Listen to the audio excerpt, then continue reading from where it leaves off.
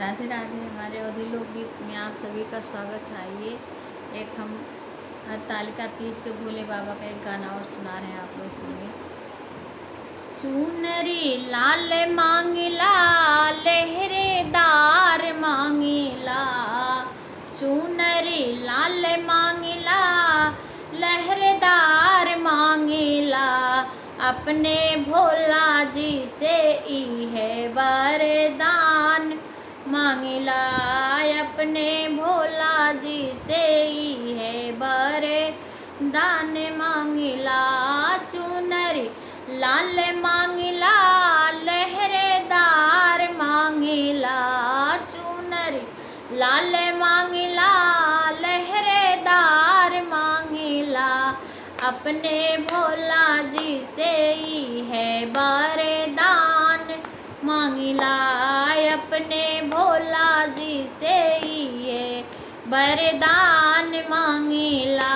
सिंदूरा लाल मांगिला चटकदार मांगिला, सिंदूरा लाल मांगिला चटकदार मांगिला, अपने भोला जी से ही है वरदान मांगिला, अपने भोला जी से ही है वरदान मांगिला।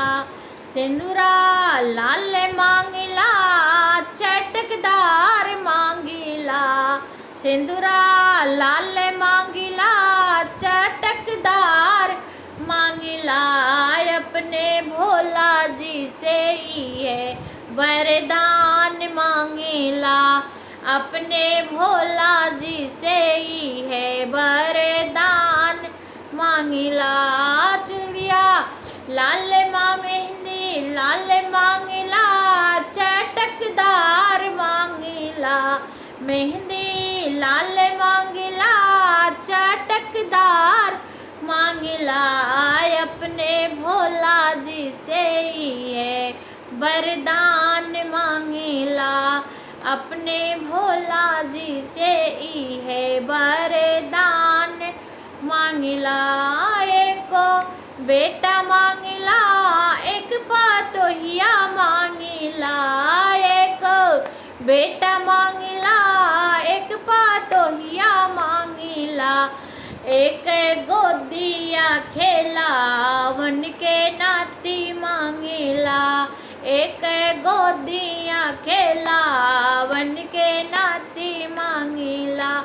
चुंदरी लाल मांगिला लहरेदार मांगिला, चुनरी लाल मांगिला लहरेदार मांगिला, अपने भोला जी से ही है वरदान मांगिला, अपने भोला जी से यह है वरदान।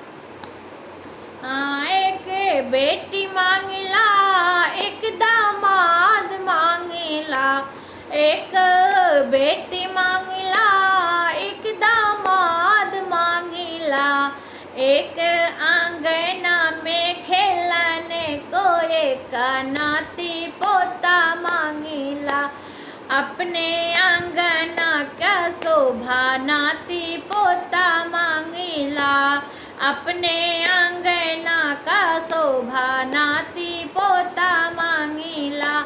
चुंदरी लाल मांगिला लहरेदार मांगिला, चुनरी लाल मांगिला लहरेदार मांगिला, अपने भोले जी से या है वरदान मांगिला हो, अपने भोला जी से या है वरदान